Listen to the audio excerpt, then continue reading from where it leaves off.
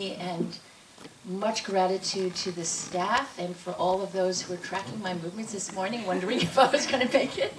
I apologize, but I'm glad I'm here. And I was saying to Peter, who is Joan's husband and is a heart surgeon, that if anyone had a heart attack, he would here to help. It was a little touch and go. Anyway, it is. I had to come up because I'm going to get emotional too. Joan and I met, and she already revealed that she's been doing this for close to 50 years. So I don't mind saying that we met 43 years ago in Beijing. I had been living there for a year and a half. I went there post-college to have an adventure. You know, I wasn't sure what I was going to do. I was working, but it was not clear, except that I just want to learn more about the culture. And I met Joan Chen. By the way, she's Joni to me, and I have to confess we have a friend that calls us Janny Poo and Joni Poo. So that's right. So Joni Poo, no, Joan or Chen Chong was already a star of astronomical proportions. I mean, she, not only from Youth, the Xiedi movie, but a movie called Xiaohua, Little Flower. Her posters were everywhere. She was on the cover of every magazine. And when I met her in 1981, she said she was going to the United States, and I was completely flummoxed by this. I was like, why in the world would you give up your incredibly esteemed position to go to America, where Asians are barely part of the media landscape? I did not understand it at all, but she seemed determined. I could not stop her, and I was just hoping she wouldn't be terribly disappointed. And of course, she went on to have this brilliant career. So Joan, what was going on in your mind back then? What was your motivation? China was just opening up, and the United States and China just reestablished diplomatic relationship. And I was actually learning English. So I felt that going to America would be the right place to learn English. And also, I think I never trusted my sudden fame in China, and I felt it was dangerous. And I felt very shallow as a person, and I wanted to continue my education because I had about less than half a year of high school, that was all, and I was picked to go make films, and I just wanted to come and study. I think curiosity, just really curious. I actually appreciate the mutual curiosity that the two countries had back then. Yeah. And you planned on staying, and by the way, curiosity is probably the thing that all artists have in common. So the curiosity brought you here. Did you think long term about whether you would stay or go back, or that wasn't even part of the equation? Actually, it was very difficult for me to get a passport back then. You know, I was the darling of China, and they felt that they shouldn't lose me to the United States, and the fans weren't happy, and so it took me more than half a year to just get my passport, and never thought what would happen after the arrival. It was just like, okay, my goal was to go there to study, and that was all, and never expected or imagined my life here. And so, let alone go make movies in Hollywood. No, I was ready to just give it all up and be a student. Well, it didn't take you very long to start getting roles, which is amazing. This is another place where we intersected. I was in San Francisco sharing an office with Wayne Wang, running a company called World Entertainment, distributing Chinese cinema, and you were working with Wayne on one of your first roles in Dim Sum. And that led to another big role you had in the movie Taipan, which was a much heralded movie that got a lot of attention, groundbreaking. It was not particularly something that the Chinese government was fond of because they probably didn't like seeing a colonized China. They probably mentioned that they didn't like you bearing skin. But I have to say, throughout the 80s and 90s when I was traveling quite a bit to China, literally the first thing that people would ask me, friends and random 服务员, like service people, I'd walk into a hotel or restaurant, They knew I was from America. They'd say, 陈通怎么样? 陈通怎么样? That was all they wanted to know. How's Joan? They hadn't forgotten you at all. They still revered you. They were so concerned about you. It was so touching. They were so concerned. Is she doing okay in America? But it was difficult to navigate, I imagine, in that period where you were beloved by the people, the government had some issues. What was that like for you? Now, thinking back decades later, I realized that it was really the fans, they loved me. And that's why they had a problem with, like, leaving them, abandoning them as well as my own career to come here. But that's the realization now. Decades later, I understand it better. But back then, I felt very lonely. I felt like, coming to America was already extremely difficult to try to learn the language, to try to get used to a very different culture.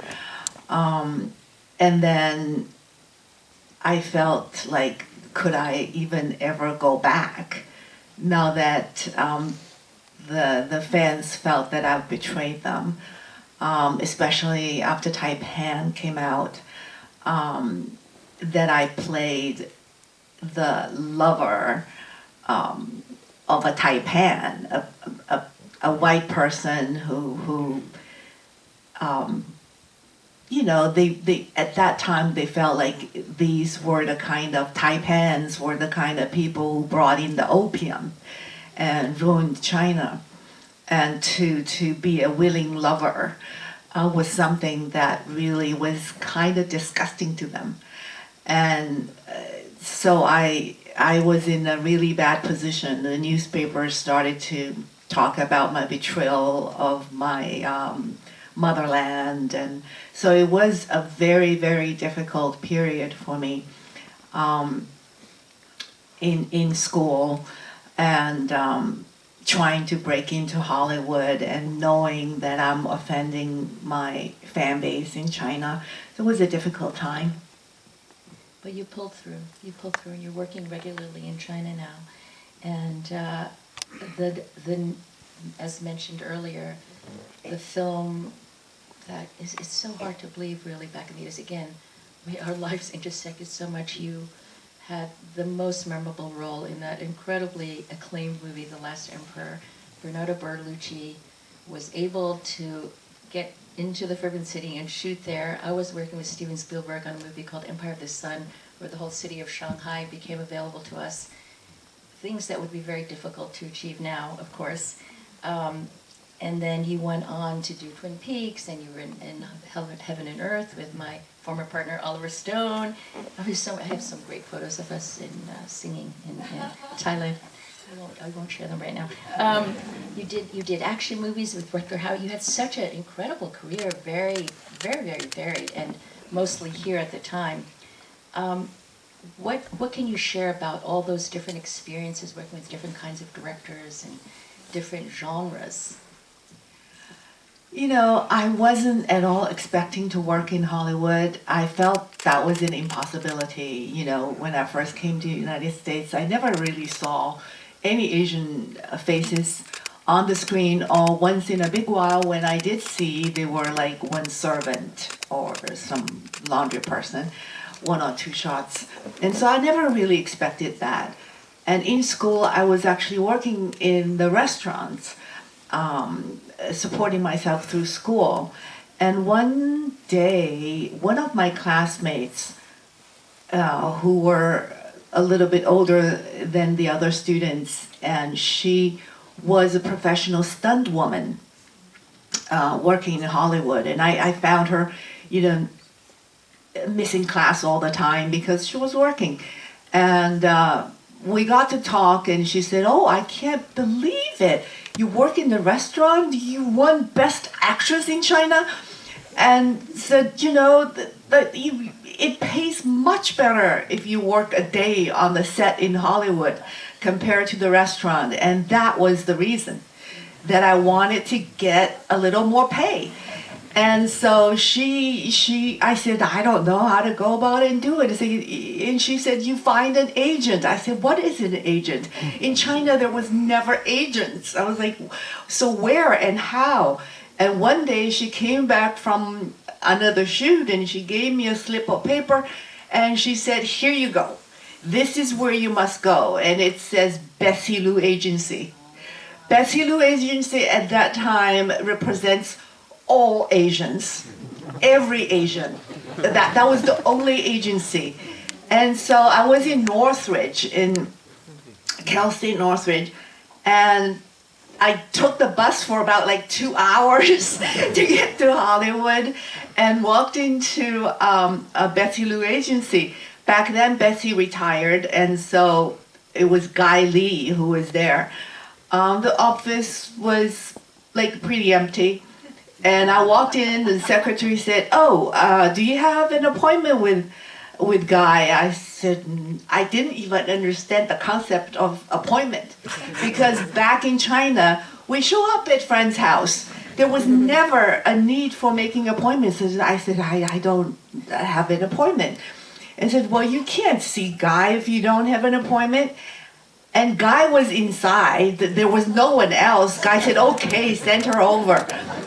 And so I walked in, my friend, the stunt woman, Dana, helped me, made a resume. I gave it to Guy. I said, this is my resume. And Guy just looked at me funny. I mean, early 80s, basically not many people in America had ever met someone from mainland China. It was like right after the Cold War. And he looked at me, and then we got to chat and said, what about a headshot? I said, what is a headshot?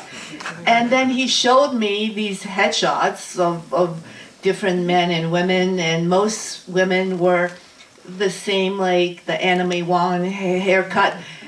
And he felt me being kind of unauthentic because I don't have that particular look. I said, oh, okay. And then he gave me a name card and he said, well, go find this photographer and make yourself a headshot, best actress. And he really thought I was crazy, making up my resume like a fantasy. So that's the beginning. And I was sent out to some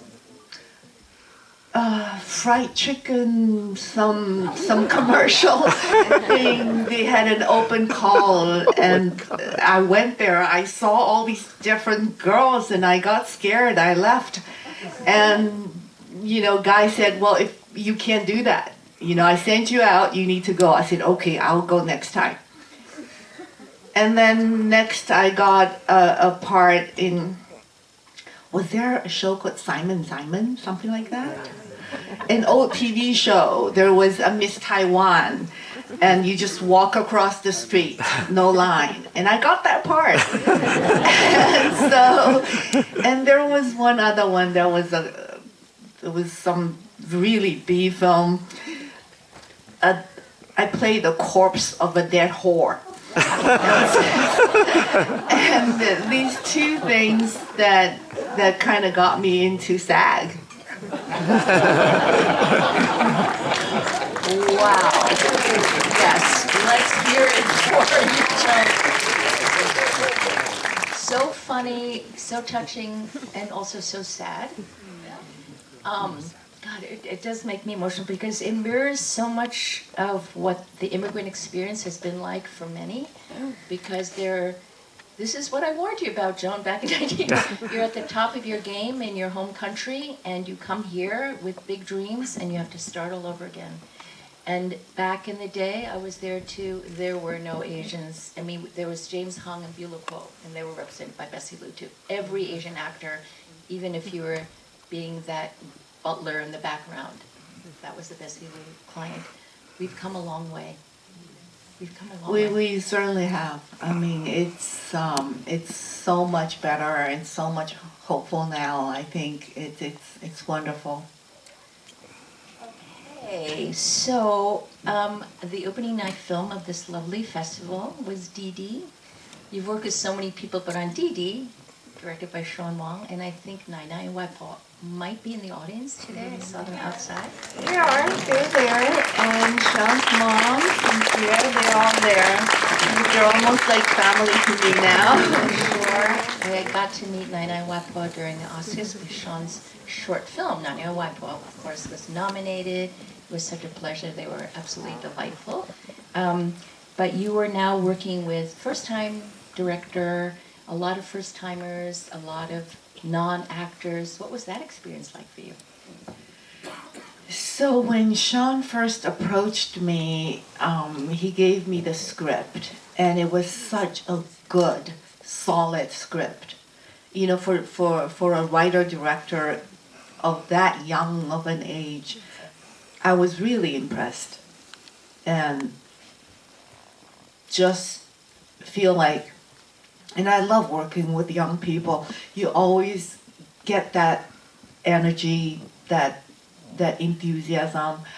I worked with a couple of first directors in the past, and it's like their virgin work, and they put so much of their life, their entire life, into it. And Sean was obviously extremely talented, you know, from the script that I wrote, that he wrote, that I read. And we had a couple of meetings.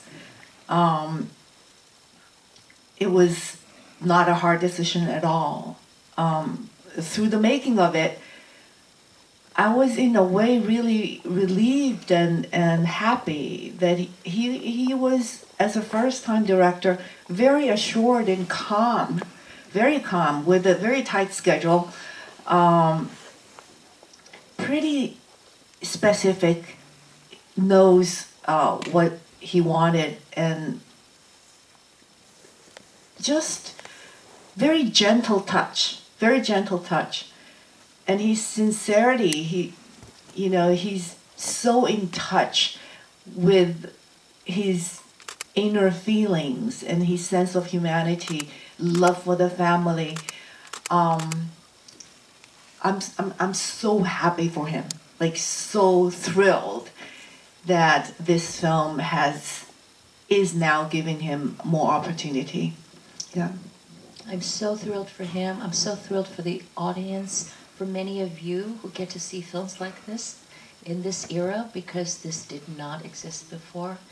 You know, to be able to tell an authentic, personal story and find an audience is really phenomenal. And yeah, it's a very different time. And I just think all of you should, because I see a lot of young people in this audience, I think you probably recognize that it is virtually unprecedented. I mean, Joan and I and many others came into the business where if you saw one Asian face somewhere in a crowd of people, that was a big deal. And you immediately went up to that person to find out who they were.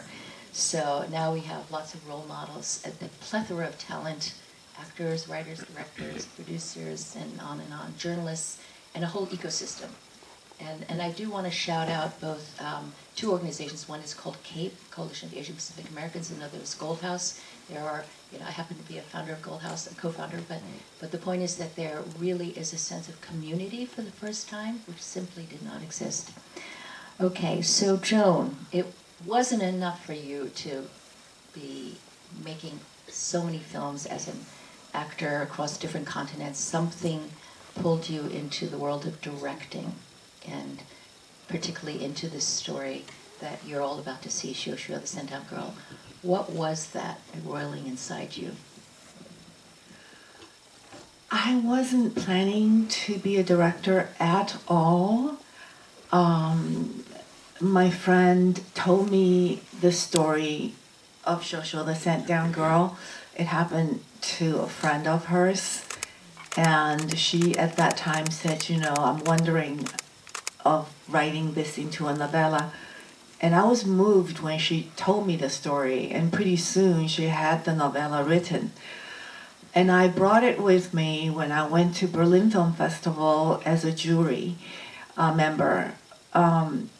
that was close to the end of the century, and there were a lot of really dark and pessimistic movies. And somehow I felt that I felt I had a better story to tell. And it was better to me, obviously, because it is a story of my generation. I felt like I must tell this story, like before I could tell any other stories. There was no part in the film for me to play, and so the only thing I could think of to be a to tell the story would be a director. Never before in my life I thought about being a director. That was the first time it occurred to me, is because I truly, truly wanted to tell a story. And I think I felt like, just like Scheherazade, that you tell stories to save yourself, to redeem yourselves and your experience. And that kind of urgency, that was the first time I felt it, that I must do it, with no experience, no script, no money, nothing. And with that story, so on my way back from Berlin, the 12 some hours, 12, 13 hours, I had a short script ready from the novella. And I gave it to the author, and she said, "Oh, wow, you're serious." I said, "Yes, I think I am." And just to raise the funds for it was something I've never done before either. Sorry. I think maybe still that kind of a drive, it's like Sean's drive, that, he must tell that story. That was the most important story of your life. I mean, it is the story of my own generation. For 10 years, either middle school graduates, high school graduates, university graduates, they were being sent down. And from the year, I was 10 years old or maybe even younger, my parents would talk about, how to keep our children in Shanghai. And my brother became a professional athlete and stayed in Shanghai, so I was sure to go. And just so lucky that the film studio, Shanghai Film Studio, came to my high school and said, they picked me out of the crowd to go become a member of Shanghai Film Festival. So I didn't get sent down, but my neighbors, my friends, and a lot of older classmates for my acting school later, they all told me about their experiences. And so I know that is the story of my generation. When I was making the film, I don't know where I got the statistics about 7 million young people being sent down. But now, if I do it again, it's about 20 million people. It's an entire generation. So just that urgency to tell the story. And what a story to tell. What did you learn in the process of going through that? Everything from fundraising, directing, being on a set, being in a place, directing without the permissions, all of it.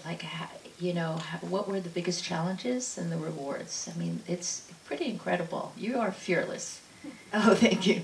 I think it's always in proportion, the amount of challenges and the amount of satisfaction. The more challenges you have to go through, the more satisfaction it brings you, even regardless of the result. It could come out as not a great film at all, but still, you overcome the challenges, and that in itself, in life experience, in the journey of life itself, is satisfying. It is important. It is learning. And of course, with the filming, I learned a great deal. It was extremely difficult. We went to this region that nobody ever made a film there. It was probably one of the 3 poorest region in the whole of China. Hongyuan, it's Hongyuan Xian. It's called the Red County. It was not a naturally established township. It's like, historically people built cities where there might be rivers, things to grow food, and then slowly build that civilization. But that town was built because of the Long March, where all the wounded and people who were not able to go on stayed, and so established a town not in a naturally nourishing area, location. And so it was a very difficult place to shoot. I remember there was like one phone line, hand-cranked phone line from Hongyuan to Beijing, and nowhere else. And so I was completely out of touch with my husband, with any of my family members. I remember, my Chinese manager, Eric, is also here. So basically, I would take a fax machine and go to that phone station, which was manned by a man who was usually drunk. And I was like a little bit scared of him. I would take a fax machine and try to convince him that I'm just gonna plug it in for a little, very short time. I would send a fax to Eric. Then Eric would then refax it to Peter. I mean, that's how the communication was. And then all the negatives, the shot film had to be then transported. It was really difficult. It's probably the distance-wise from where we shot to the nearest city where you could have an airplane in Chengdu was not that far. It's a little farther away between LA and here probably, but it would take an entire day in a driving vehicle because of the roads in the mountains. It's in the high plateaus. So I mean, that was just like, the whole entire crew and cast, we didn't have showers for the first month. It's just like you would come back from work, you open your door, and you would smell yourself in there. It was like, and finally we found somewhere in some kind of a factory base, old factory base, that they had a shower that opened once a week, and so, some of us had the showers finally after the first month. Yeah, that was really, really hard. Yeah. These stories are incredible. Did you hire all crew from China? And that's a sign of a good director too. You get people to jump onto your dream and going into the unknown, and you clearly did a great job of that. And as an actor, you were already familiar with being on set. Many actors, in fact, have become very good directors. But how did you learn about camera? And did you study? Did you talk to? Did you just hire people that you could trust? I mean, what was that whole process like for you? Yeah, good question. So I think I thought back to The Last Emperor.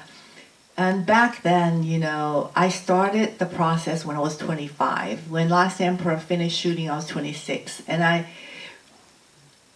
just wanted to have fun. I didn't really pay attention or, learn. But you couldn't help remembering these, really, the masters of the era in every, like the head of artistic departments. And I thought about, I think it was Bernardo Bertolucci and that process that gave me a sense of romance about filmmaking. And when I started, I thought of him. I thought of The Last Emperor. And then when I gave the script to a few of the creative people that I have worked with before, they came over to support me. And I think never really learned about truly, exactly where to put the camera and how to present. It was going by the instinct and also having a great crew who I learned a great deal from, mostly from the artistic supervisor, which is the art director, the production designer. He also designed all the makeups, costume, everything. He was one of the best. He was the production designer for Ang Lee's Last Caution also. And so I worked, he became a good teacher for me. So I love the movie set. So the set itself and working with actors are something that I feel would come naturally to me. But to come back to the Bay Area and do post-production was a deep learning curve, because as an actor, we were always on the set, but we never did post-production. And so that, I was so fortunate that I had my editor, Ruby Yang, and Tom Bullock was the post supervisor, a quick learning. And that's what I love about this industry. And there's always so much to learn, and it feels just wonderful that you feel you're growing and you're learning and you're making mistakes, and that's all worth it. I still love this profession because of it, and the new technologies develop, and you learn new technology, and then you continue to consider what is actually cinema, what is cinema today. And you're always learning. I think that keeps you young. Yeah. Well, it certainly shows on your face how young you've kept. But besides being a multi-hyphenate, this is my final question because somebody's giving me the 5-minute mark. Besides being a multi-hyphenate in terms of acting, directing, writing, producing, you also have traversed 2 continents consistently, worked fully in both Hollywood and China. We all know that relations between these 2 countries have changed quite a bit over the years and decades. Anything you can say about the heart-wrenching nature of really politicians trying to tell us not to like the other side? You know, at various times very intensely. Sometimes we're very friendly, sometimes we're not friendly with the turn of a dime, right? What can you say about that, about the future of Hollywood-China collaboration? Because as we discussed in the 80s with 2 world-class filmmakers happily making movies in China, everybody thought, oh, this is the dawn of a new era. That got shut down, then things came back up again. Now we're at a low point. Can you just talk about that a little bit? Yeah, so both Janet, you and me, we really experienced the good era when the U.S. and China and the people really were so genuinely curious and with kind heart being curious. And now we no longer are curious. We make judgments, and that was it, you know. And I think the media certainly didn't help. It's really tragic, I think.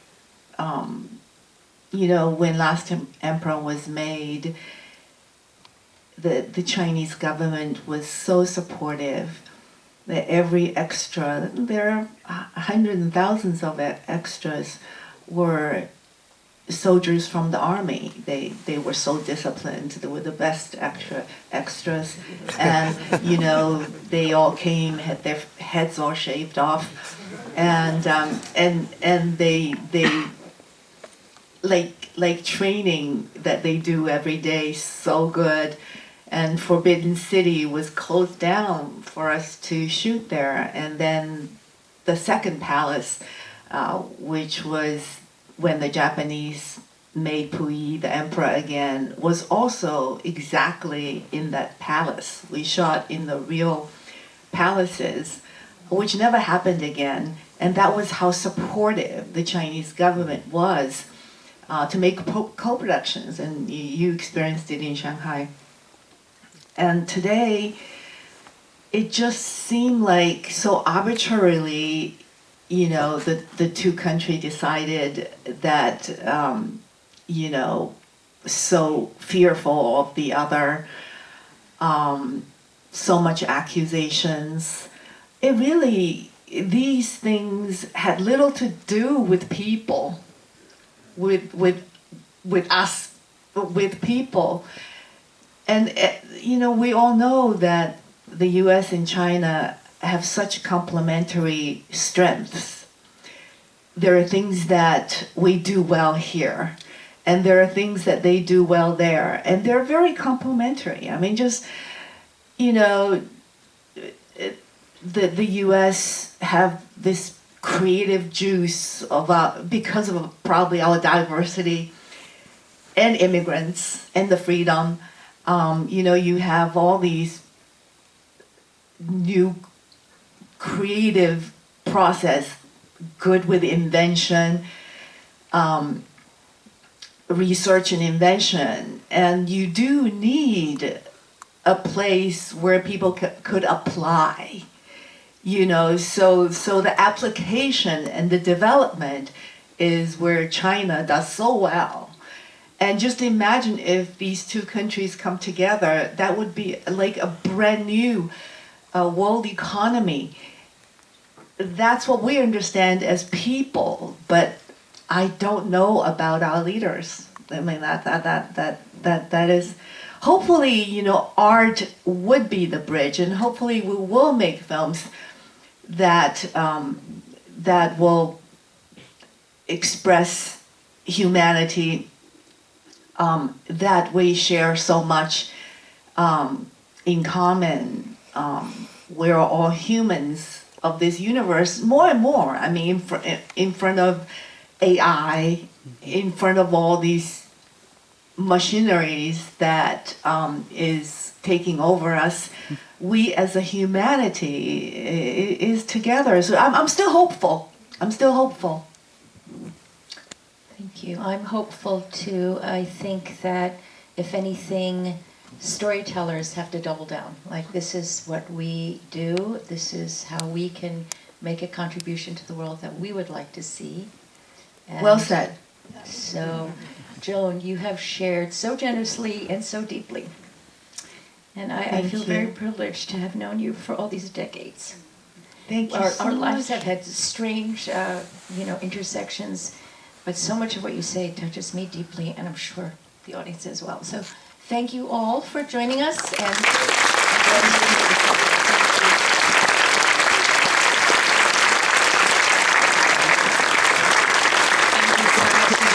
before you leave the stage, Joan, there's one last thing we'd like to do.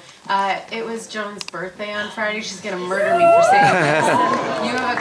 You have a cousin here who has some flowers for you. Oh my God. And I'm not gonna ask everyone to sing. But, if you would like to come up, and maybe if everyone would be willing, we could just say happy birthday, Joan. Would everyone be willing to do that? Oh and my I'm so God. sorry, Joan, I know you're very mad for this. But on the count of...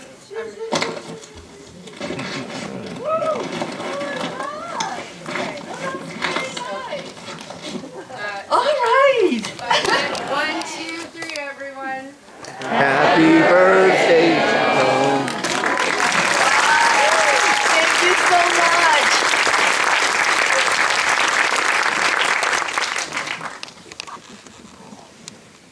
Thank Thank you so much to Janet. Thank you so much to Joan. Please enjoy the screening of Xiu Xiu, The Sent Down Girl, and thank you for coming out.